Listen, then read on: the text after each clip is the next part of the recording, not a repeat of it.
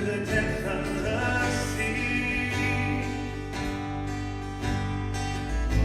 Creation revealing your majesty. From the colors of fall to the fragrance of spring. Every creature unique in the song that it sings. All this thing, indescribable, uncontainable.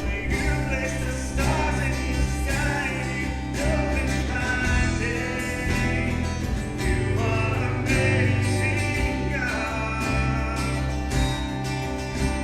All powerful, untamable. How shall we fall to our knees as we humbly proclaim? You are amazing, God.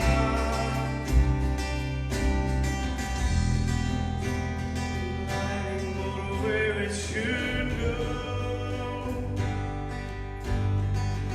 Or seen heavenly storehouses laden with snow. Who imagined the sun and gave source to its light? Yet conceals it to bring us the coolness of night. None can fathom, indescribable, uncontainable. You place the stars in the sky and you know they're finding. You are amazing, God. All powerful, untamable. How shall we fall to our knees as we humbly proclaim? You are amazing, God.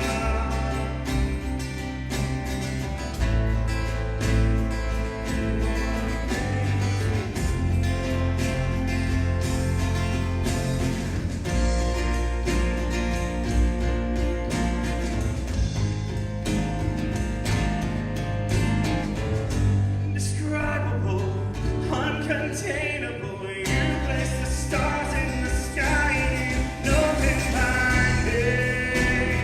You are amazing, God.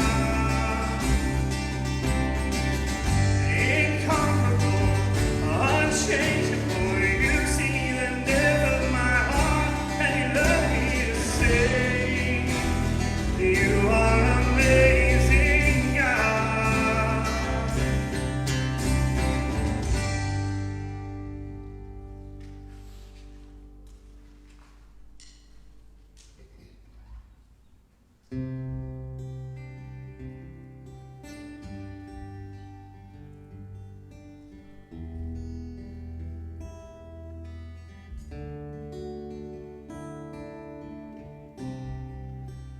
Everyone needs compassion, love that's never failing. Let mercy fall on me. Everyone needs forgiveness, the kindness of a Savior, the hope of nations.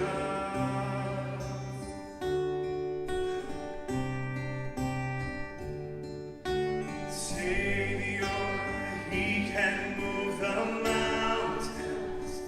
My God is mighty to save.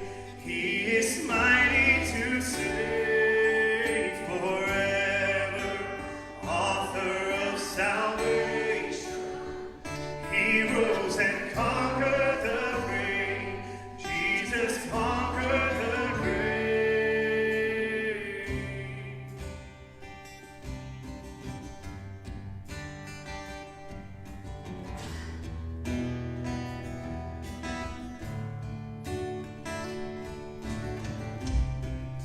So take me as you find me, all my fears and failures, and fill my life again. I give my life to follow everything I believe.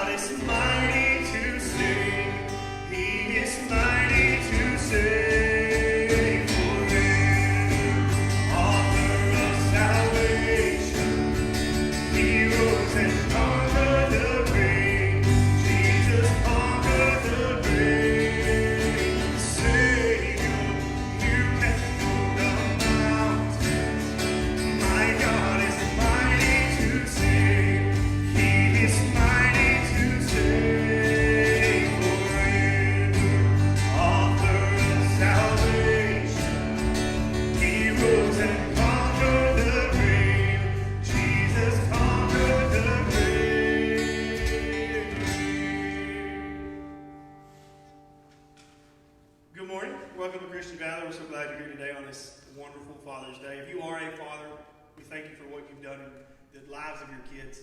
It's such a blessing to be a dad. I've got two little ones. You'll probably hear them during the service. I love them to death. They are my world. I hope all you fathers feel the same way. We are in this house today to worship and praise the one Father of all of us. The guy who guided me in who I am today, the Heavenly Father that we serve here today. We're going to continue to praise God. I chose this song as a song to worship our Father. Many of you probably know it. If you do know it, feel free to stand and sing along with us.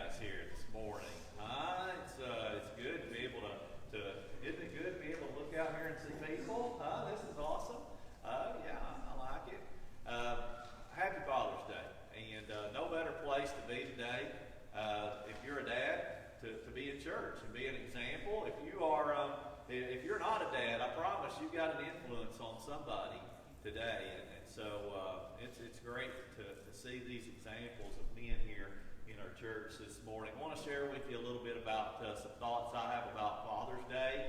And it's not too deep, but just some things that really have made me think. And not so much, I was young when we had boys and working hard and too much and not enough time at home. But boy, with grandchildren, it's different, right? Okay, and it's made me think a lot, ponder, and I've thought of a few things that I want to share with you very quickly. First of all, one of the things that I've thought of about a father, being a father, is the significance of my actions. Okay, I'm telling you, it is very humbling when you, especially like with a grandson, when I say or do something and then immediately it's repeated back. Okay? That's pretty humbling to me to know that everything we do is being watched, it's being scrutinized, and that could be a very good thing, but it can also be something we're not very proud of. And so the significance of my words and actions is one thing that I have really pondered lately, and the second one is the insignificance of my words and actions. There is so much going on in the world that we cannot control. Okay? And we get really worried and stressed, and we're carrying this big load about the significance of the things we do and say, and then we realize there are so many things out there that we can't control, and a dad has a desire to fix everything. A dad wants to be in control, and there's this again, we're humbled when we realize that there's just so much out there that is out of our hands. Which brings me to the next thing. The graciousness of God. Okay? Well, by God's grace, we become dads. By God's grace, more than multiplied, we become grandparents, grandfathers. And what we realize is that fatherhood teaches us all about God's grace. We have to administer grace, and we have to ask for grace. In the book of Ephesians chapter 1, we read in Him, talking about God, in Him we have redemption through His blood, the forgiveness of our trespasses, according to the riches of His grace. And we see that grace just overflows through the fact that Jesus died for us on a cross. Okay, and that's we're gonna hear another song here. I want you to sing along and worship through this song. But following this song, we're going to take just a moment. If you're at home, I hope you've set aside some elements for this time of communion. If you're here, we're doing this differently now, and it's good. I think it gives you time to reflect. We'll just ask you to go on your own and partake of the Lord's Supper at these tables that have been set around the sanctuary here. This is a special time because this is a time where we honor God, and not just God the Creator, but God the Father, the one who gave His own Son to die for us. Let's pray, and then our worship team's going to lead us. God, we thank you today that you have filled this room and filled our church with so many good fathers. God, you are good, and you've shown us your goodness through the death of your Son, Jesus, because we're sinners, and we need that grace. And so today, as we prepare for this time around the Lord's table, we remind you, God, that we're reminded, God, that you are good and you're gracious. In the name of Jesus, we pray. Amen.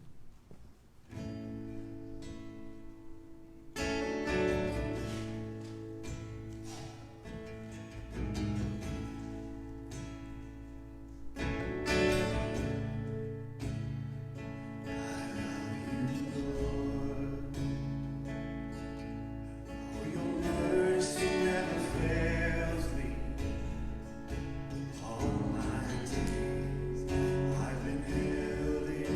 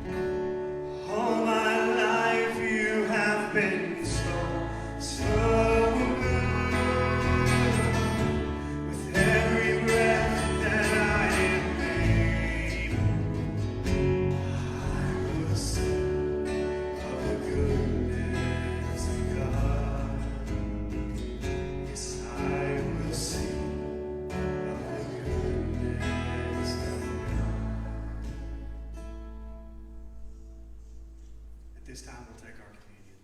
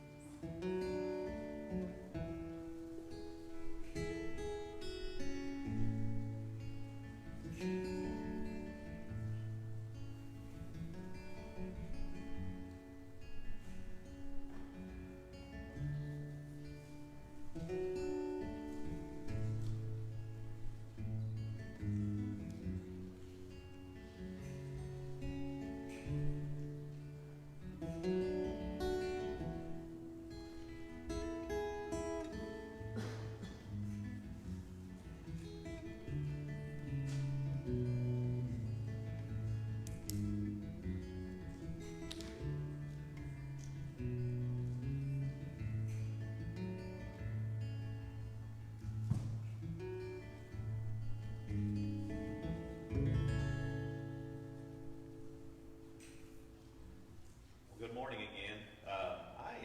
As I was talking about preparing for communion, hey guys, can you turn that lights back on for us, please? Thanks. I've learned over the course of the last 3 months, I've learned that when we turn our lights up, the online version is really pretty ugly, which, go ahead and say it. If I'm in it, it's going to be pretty ugly anyway, right? Yeah, we get a lot of glare up here. We've worked hard to get more lights on the stage, and then we're turning them down. Before I get started today, I was going to say, we have got trash cans here beside our communion tables, each one now. If you want to, when you use a cup in the next few weeks, if you want to just put it in the trash instead of putting it back in, that'd be great. I want to take a couple of minutes today before we begin our sermon to tell you a little bit about what we've got going on here. There are announcements in your bulletin, but they're kind of changing all the time. For one thing, our camp schedule's in there, but we don't know if we're going to have camp or not. There's going to be a meeting on Tuesday night to talk about that. We'll let you know a little bit more about it as we go. We're really not making any plans right now for camp, and because we just want to see what happens first. Got next week, and then July 5th is a Sunday, and boy, I'll tell you what, I'm pretty sure that a lot of folks are going to be out of town, so we don't want to start anything brand new on July 5th, but on July 12th, the following Sunday, we're going to do some things a little differently. On that Sunday, we're going to not be having our live feed. We're going to be going to a recorded version, which will be put on a little later for those who can't watch us live. And if you miss a sermon in our sermon series, you'll be able to catch up with it there. We're going to have a lot better setup, too. We're getting a new system put in, hopefully this week. And so we're going to be doing, from now on our website, new and improved website, we're going to have a recorded version of our service for you to watch. But I feel like as we've been asking people to come back into church and do your social distancing, which I appreciate you guys being spread out for us today and feel comfortable. If you want to wear a mask, we encourage that. But That's up to you totally. But I feel like we maybe enabled some people just to stay home by doing the live service. So we're going to do that another 3 weeks maybe, and then we'll July 12th we're going to be recorded only. Also on July 12th there's going to be a drive-by shower after church. Spencer and Kylie, Sandy are going to be out back, and you're going to be able to drive around and do a drive-by shower. And you know, I'm kind of new to showers, and I really don't know what that consists of, but we'll figure it out, okay? That's going to be fun. And what else? On the 12th, we're going to actually try to start back our Treehouse child care service on the 12th. And so there'll be a lot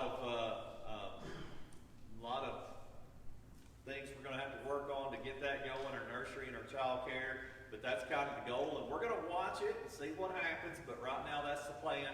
And the biggest thing, on July 12th, we are going to have a guest speaker. And you're going to be blown away, because I have heard this guy preach, and he's going to give me a run for my money. I really believe this. But we have hired an associate minister who's going to have an emphasis on our youth department. We're going to announce that Wednesday night. We've been doing this live show. I call it a show. My wife says it's not a show, but we've been doing a live show on Wednesday night, 6:30, and on Wednesday night at 6:30, we're going to introduce live our new youth minister to you. You guys, it's going to be great, and he's going to preach here on the 12th. It'll be his first day here with us on a Sunday, and so July 12th is going to be a really big day. Now, if you're watching today and you want to share this post on our Facebook page of this service, you're going to be in a drawing on Wednesday night. We've been giving away Lost Pizza gift cards each week. If you haven't won, you get your name in there more. So share this post, and we'll have a drawing on Wednesday night. I am super excited about the future of our church and our new staff member. I've been dying to tell you who it is, but we've given him a little time to talk to his youth group now, and I think that's fair. So Wednesday night, join in. We're excited about it, okay? We're in a sermon series that's been going on, let's see, 4 weeks. This is the 5th week, and I know that because every week we're building another we're putting more bricks in our wall up here.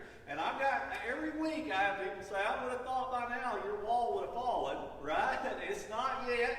In fact, I haven't done it. This is dangerous for me, but I'm going to try. Yeah, it's pretty solid, okay. Because I was thinking it may fall this week, but no, it's pretty solid. So every week we're putting bricks on our wall, just like Nehemiah did with the city of Jerusalem. If you've been following along with us, either live or online, we know that Nehemiah he was heartbroken because his city, the city of Jerusalem, had been in rubble for 70 years. And he desired to go back and do something about it. And so he prayed. We talked about that the first week. Second week, he approached the king and asked permission to go back and work in the rebuild the wall. He has dealt with distractions. He's dealt with external issues and internal issues. But he knows that he is the one that's going to get this job done. He's got to do it. And with all the frustrations and distractions going on, Nehemiah just keeps his eye on the prize. I like to run, and I'm always just looking at stories about runners. I was reading a story the other day about a marathon, 26.2 mile marathon in Italy, where the two runners who were in the lead of this marathon, two Kenyans, their names were Gilbert Chuba and David Meto. These two guys were running side by side. They were pacing each other. Actually, they were running one in front, one in back, and they would pace each other. And at mile 16, they were well ahead of the Italian marathon. It's in Venice. And I guess they weren't listening very well, because they had been instructed before this marathon started that at the end of mile 16, the motorcycles that were leading them were going to pull off course. And so they were following these motorcycles. They were running. They were well ahead of the crowd. And at the end of mile 16, the motorcycles veered off course. The escorts veered off course. And so did the runners. And they ran a little ways down this street, and they realized, hold it just a second, this doesn't look right. The guys on the motorcycles realized, we've got runners behind us. They stopped. They said, you got to turn around and go back. They'd run 16 miles. Well, all of a sudden, they lost their concentration. They became distracted. And so they only went a few hundred yards the wrong way, but by the time they stopped, they figured out what was going on. They turned around and they came back and got on course. They were not in the lead anymore, and they couldn't get their stride back. You know, it's hard to explain, but if you've been running for a long time, a long way, and you stop running, it really is not a good thing. It's hard to get back in your stride. It's hard to get your pace and your rhythm and your cadence going again. And these guys never did, and they lost. An Italian, Iapinio, won the race. It was only his second marathon ever. Now, he was running well. He was in third place when all this happened. But his quote at the end of it was, "This shows that hard work pays off." Well, really, when I look at it, it shows to me that if the two guys in front get lost, it really helps out a lot too, okay? They got distracted. He was never going to win this race if they wouldn't have gotten distracted, but they went off course, and that's what happens to us when we take our eyes off the prize. We go the wrong way. We get off course, and we're going to lose. So here's our one thing today. Every week I'm going to give you one thing. This is what I want you to remember more than anything else today. Even though distractions come in different shapes and sizes, I think I put the wrong slide up there. I'm sorry. We always have to keep focused on the task that God has given us to do. Okay? Even though distractions come in all different shapes and sizes, we have got to keep our eyes focused on the finish line, on the prize. In chapter 6 today, we're going to read about Sanballat again. We've been talking about this guy named Sanballat. I love that name. I don't know why, but every time I've ever read about Sanballat, I just think, man, that's a cool name. And Sanballat has tried to derail Nehemiah's project from the beginning. Sanballat and Tobias and Geshem and these guys, they were there. They didn't want to see the wall built back. They have tried all kinds of ways to distract Nehemiah. And so now they look up and realize the wall's about finished. In fact, the wall is pretty good. But the gate's not built. All right, so one last chance, because if we don't get this thing done now, the gate's going to get built, and this wall, this city's going to be fortified again.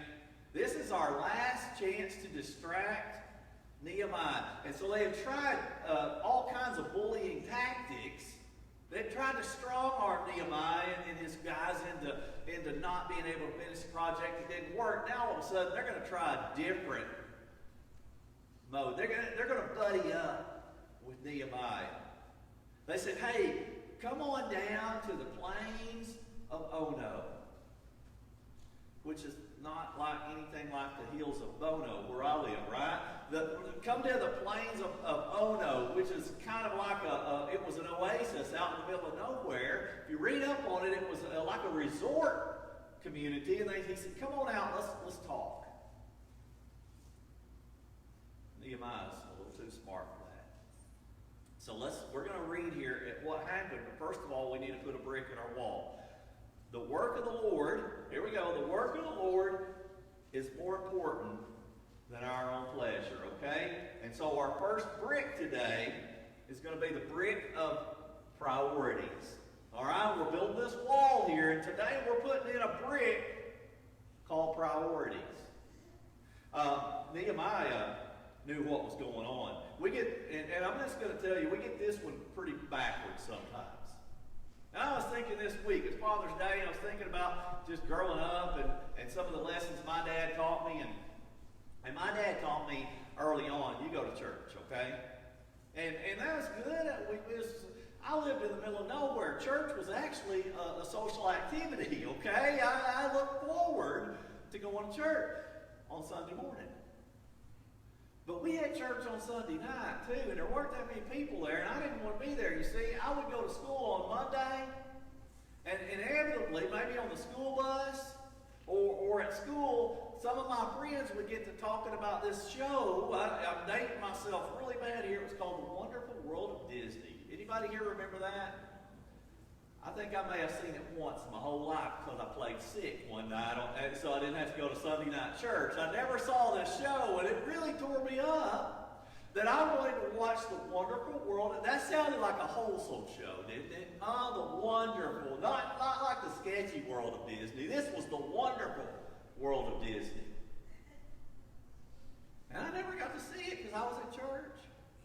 And then later it even got worse, see, because I got to be where I knew a little more, and I was a little bit older, and all my friends would come to school on Monday, and they would tell me what happened on the $6 Million Man. It had a Sunday night time slot, too.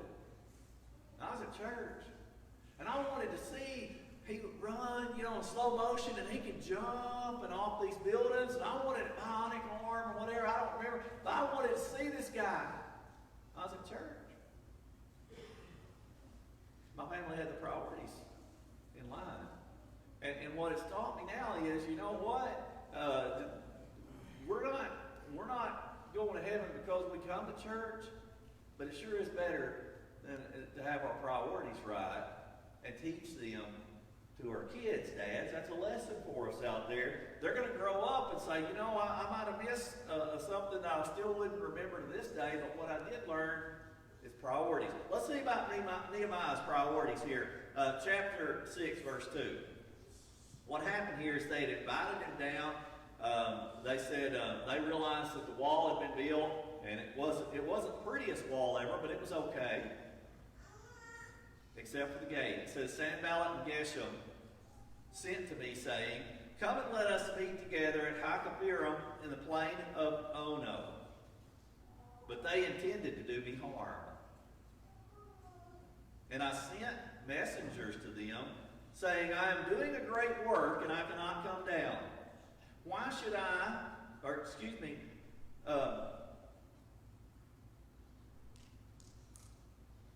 okay, so I'm reading out of a different Bible today, and the print is way smaller than what I'm used to. And I just lost my spot here. Why should the work stop while I leave it and come down to you? And they sent to me 4 times in this way, and I answered them in the same manner. All right, and so kind of what we talked about, they said, hey, come down here. We got a little resort place rented for the weekend. You come down. He said, no, you're trying to hurt me. You're trying to stop my project, and that's not going to work. Let me ask you a question. And let me tell you, first of all, one of my life verses is in this passage. You need a life verse. I've got a few that I try to live by. Colossians 3:23 is a verse that I live by, try to live by every day. And then there's a verse right in here that it has changed me as a person, changed my ministry, changed me who I am. And you need to maybe circle whatever is in your Bible that might be your life verse. And one of mine is right here where it says in verse 3. In this verse, if you want a Bible verse that's going to change your life, if you want a Bible verse that's going to change the way you do business, if you want a Bible verse that's going to change the way you treat your family or change your priorities, read verse 3 with me again. It says, I am doing a great work, and I cannot come down. That's all of that bricks about priorities, right?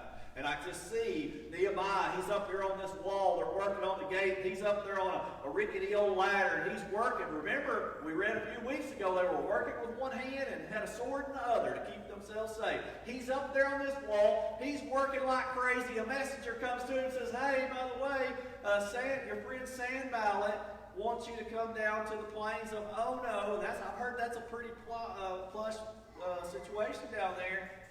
And he looks down at this messenger, and he says, I am doing a great work, and I cannot come down.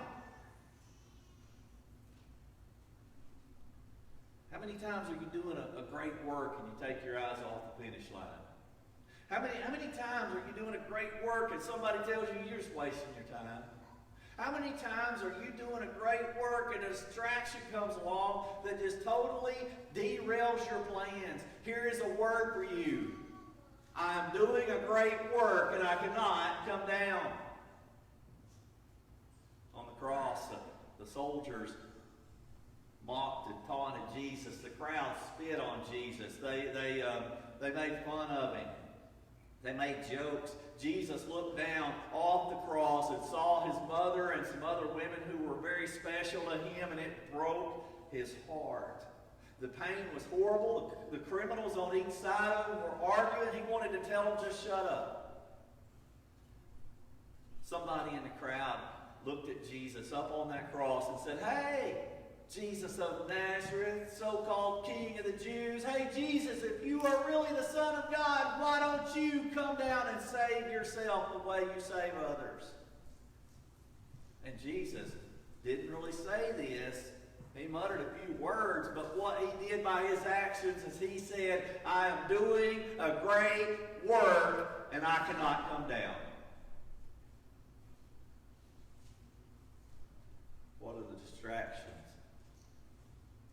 in your life? You know, just for fun this week, I work on my sermons. I try to get going on them on Monday, get a little bit together. On Tuesday, I really like to get going on it. And then the rest of the week, I just work a little as I go on my sermons. And this week, what I did is every time I started working on my sermon, I kept up with my distractions.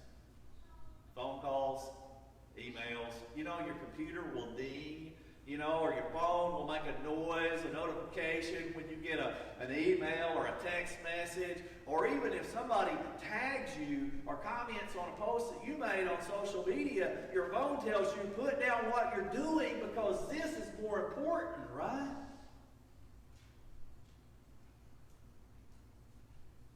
A lot of distractions. People coming in, the phone ringing, all these computer things going on. It's hard sometimes to keep focused. What are your distractions? Is it your phone? Is it your computer? Is it the television? The neighbor down the street? The neighbor down down the hallway, in the next office, in the next cubicle? What's your distraction? What we have to do is identify. We have to identify our distractions before we can deal with them. I think our world is full of distractions that we don't even know. We're walking around out here, we're saying, "I'm not really getting much done." Have you ever had one of those days? I do this every now and then. I go home, my wife says, "Hey, how was your day?" I said, "You know, it seemed like I worked hard, but I just really didn't get anything done." You know why? Distractions. Very few days do I come here and I sit here all day and the phone doesn't ring and nobody comes in, and I leave and think, "Well, I sure didn't get anything done today." We need to identify our distractions. Here's words of wisdom that you can put on your desk, or you can put on your computer screen, or you can put on your dashboard, or you can put on the wall of your home. Write these down and put them wherever you need them most. I am doing a great work and I cannot come down. You wouldn't believe how many times the last several years after I was at a conference and a guy just told us, he was talking to preachers, and he said, "You're doing a great work and you're putting down your good work to do things that don't matter. You're doing a great work and you cannot come down," and that has changed my ministry. Whether Sanballat was setting up Nehemiah here for an ambush, which is what Nehemiah thinks. Maybe he was trying to harm him, or if he was just trying to distract him. Nehemiah knew better than to bite the hook. And we've got to know better. We've got to have a brick of priority in our life. And we have got to know Nehemiah chapter 6, verse 3. I'm doing a great work, and I cannot come down. Next brick is this. Don't expect your distractions to go away quickly or easily. And so, we're going to put the brick of perseverance up here. Right? We need a brick of perseverance. We need to stay the course. We need to put our nose to the grindstone here, and we need to be able to just to go and not look back and not look around. Sanballat here gave it one more shot. You know what? If they get this gate completed, I'm done. I have no power here. And so he said, you know what? I'm going to give it one more shot. He won't come down to the plains of Ono. And so Sanballat here, you can read, I'm not going to read it for you, but in verses 5, 6, 7 here, basically what he does is accuse Nehemiah. He says, hey, you know what? I'm hearing a rumor. Rumor on the street, the word on the street says, you want to be king. You want to overthrow king. You think you're a big shot because you're building a wall. You want to be the king. Nehemiah was hurt by these accusations. He said, hold it just a second. That's not right. I never said that. I don't want to be king. Sanballat says, I tell you what, we need to talk about this. So why don't you come on down here to the plains of Ono? I got this reservation, and we'll get something good to eat. You come on down as ASAP, right? I'll set up a meeting. Here's what Nehemiah says in chapter 6, verse 8. Then I sent to him, saying, no such things as you say have been done, for you are inventing them out of your own mind. For they all wanted to frighten us, thinking, their hands will drop from their work, and it will not be done. But now, O God, strengthen my hands. You know, if peace doesn't work, sometimes the enemy is going to try another tactic. And so Sanballat had tried bullying, and he tried peace, and now he tries to slander Nehemiah. Nehemiah answered him and said, you know what? I think you're nuts. And I want to tell you, that's one of the reasons I resonate a little bit with Nehemiah. He says what he thinks, okay? We've seen a couple of times through this book where he just kind of blurts out there what he's thinking, and I'm kind of bad about that sometimes. He said, hey, I think you're out of your mind. Hey, Sanballat, you're goofy. You know, make up your own little catchphrase there. Whatever you say when you think somebody is off their rocker, that's what Nehemiah just said. He said, I think you're out of your mind. If you think I'm coming down and not finishing this job, and you think I'm going to come out in the middle of nowhere to hang out with you for a meeting because you're accusing me, you're nuts. And I like that. Okay, if Nehemiah was here, I would give him a virtual high five because you know we're kind of kindred spirits here.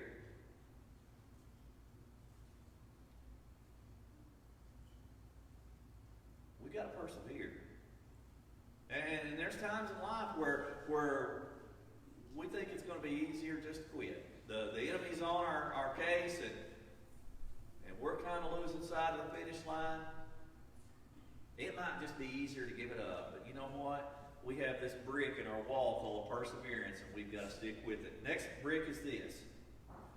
Don't let fear or intimidation take your eyes off the task that God has given you. And so this brick, we're going to call it confidence. Okay? A wall's still standing. Any of you that took week 5 on the lottery that says my wall's going to fall, well, I may make it. The brick of confidence. Don't let fear or intimidation take your eyes off the task that God has given you. You know, if you've been reading through this chapter, this story with us here, this book is what I'm trying to say. If you've been reading through it with us, then you just see one distraction after another. These guys never give up. They're hardcore. Sanballat, Tobias, Geshem, they just continue to come up with more plans. We're going to derail this ministry. We're not going to let them finish this wall. We're not going to let them finish this gate. This is not good for us. It's going to help them, but it's not going to help us. And so we have got to distract them in some way. They just won't give up. And nothing else worked, and so they try another tactic. They just continue to pull tactics out of their pocket. This one is called fear. They say, you know what? we're going to scare them. They've tried it already. We've seen where Nehemiah and his men, they were holding swords. They had one up on the wall working while one had his back with a sword. They had a trumpet player in case they got attacked. They were all going to come running. And Nehemiah had worked out a great plan because of the fear tactic that Sanballat had given him. He does it again. As we read on here, Nehemiah was introduced to a prophet. He wasn't really a prophet, he was a false prophet. His name was Shaniah. And this false prophet told him, he said, hey, you know what? You guys are in danger, so what we need to do here is you need to come down to my temple. That's the first problem. You need to come down to my temple, and we're going to turn all the lights off. It's going to be dark, and we're going to stay in there a really long time. We're going to stay in there, and we're just going to pray about this whole situation because you're in a lot of danger. Nehemiah looked at this guy like he was crazy. He said, hold it just a second. You think I'm going to come down to your temple? And this guy said, yeah, you need to come, bring a sandwich. We're going to be in there a long time. Let's see what Nehemiah said in verse 11. But I said, should a man as I run away? And what man such as I could go into the temple and live? I will not go in. And I understood and I saw that God had not sent him. Oh, okay. He realizes this guy's a fake. He's a phony. He's a false prophet. He's not real. But he had pronounced the prophecy against me because Tobiah and Sanballat had hired him. Nehemiah's pretty wise, don't you think? For this purpose he was hired, that I should be afraid and act in this way and sin, so they could give me a bad name in order to taunt me. Do you notice how Nehemiah kind of he framed this really well? He said, you know what? They want to make me have fear, and what did he say? And sin. What would the sin be? Well, he would quit the work of the Lord. That'd be wrong. He might, fear is going to drive him away. He might even drive him back into bondage where he had come from. You know, all the things that Nehemiah had stood for up to this time, they wanted him to quit. And he said no. There's going to be a lot of things come up in your world that is going to cause fear. And intimidation is a real issue with us a lot of times. We go through life being walking through times where we may feel fear, and we may feel intimidated, and the anxiety and the worry gets us down, and there's so many things out here in our world that we can't control. We need to live like Nehemiah and say, you know what, I'm just going to hand it over to God. Final brick is this. When we stand our ground and keep focused, we can win the prize. And so this brick is a brick of commitment. Okay? We're going to put it right here. This is the brick of commitment. That one was a little wobbly. Huh? We're okay. The wobbly brick of commitment, right? Read with me verse 14. Remember Tobiah and Sanballat, oh my God, according to these things that they did, and also the prophetess Noadiah and the rest of the prophets who wanted to make me afraid. Let's stop there just a second. You know, I've been telling you guys every week pretty much, and I told you earlier today, I can relate to Nehemiah because he does some things that I might want to do. He says, hey, you're nuts if you think I'm going to do this, and I could see myself saying that. Here, do you see what he did? He said, hey God, don't forget that these are the guys that tried to derail our project, okay? Don't let them off so easy. And I'm just going to tell you, if you had never thought that, you're better than me. If you haven't ever been done wrong and thought, well, I'm just going to let God do this because he's going to get them where I can. Nehemiah said, God, look at these guys and what they're trying to do to our project. If you don't mind, snuff them out for me. So the wall was finished. This is a big deal. Verse 15, this is huge. So the wall was finished on the 25th day of the month of Elul in 52 days. Now remember, we said there were about miles of rubble and bricks and just all this mess that they had to clean up and assemble it back. 52 days.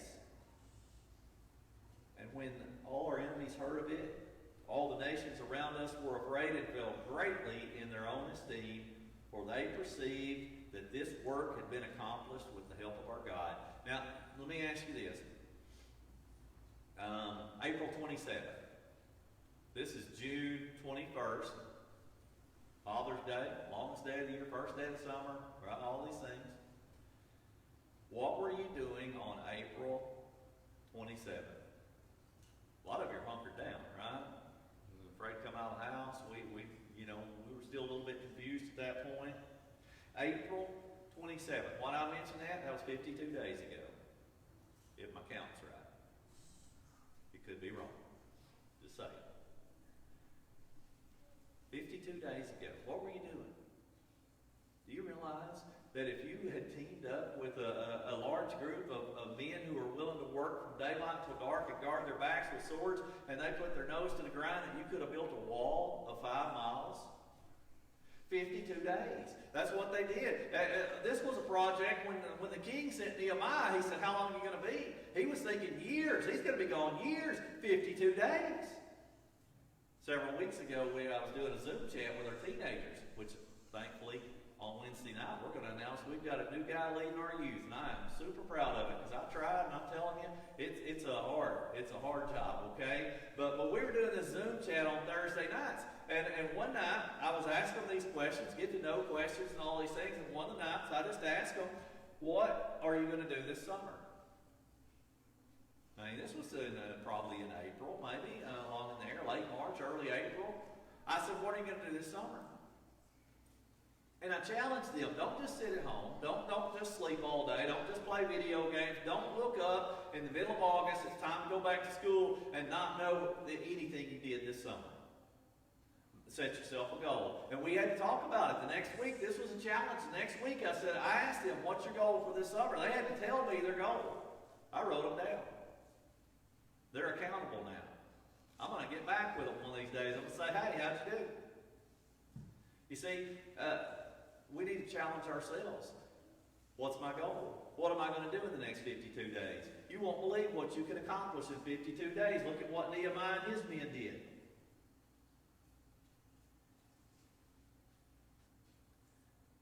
Was Nehemiah perfect? Absolutely not. I mean, here was Nehemiah.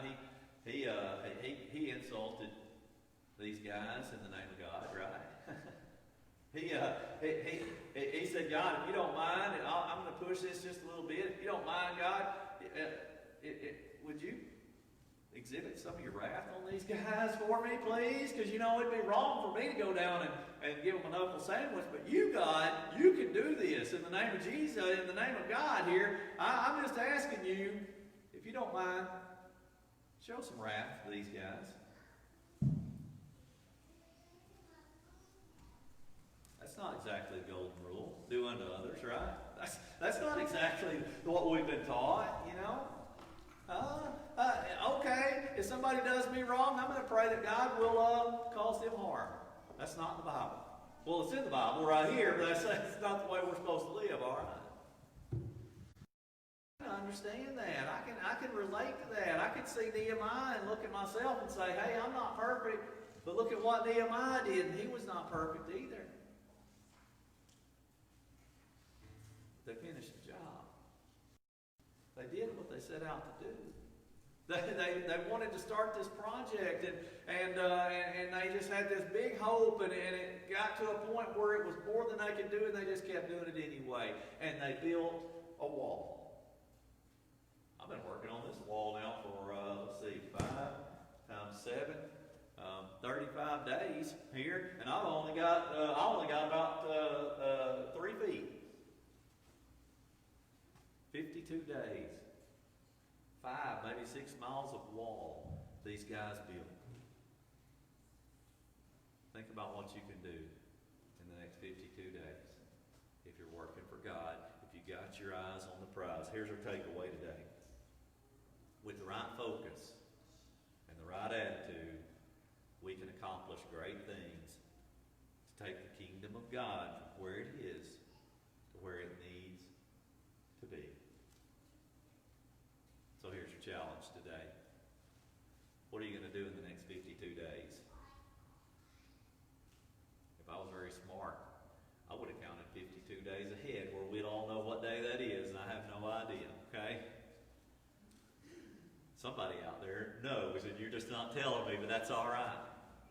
52 days, he built a wall. 52 days, he worked from daylight to dark. 52 days, they guarded each other's backs. 52 days, they prayed. 52 days, they trusted in God.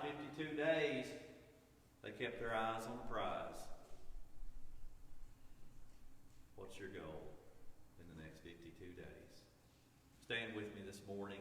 We're going to sing, and if you need to make a decision, I ask you to come forward. We'll pray with you. We'll talk to you. If you've never accepted Jesus as your Savior, we surely want to talk about that with you today.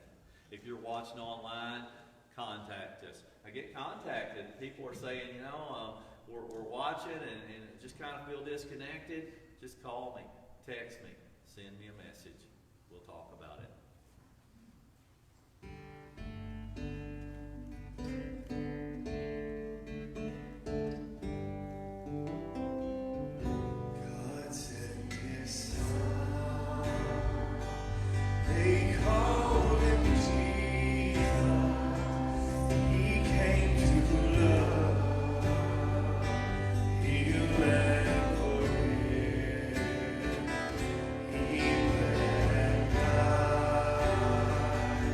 To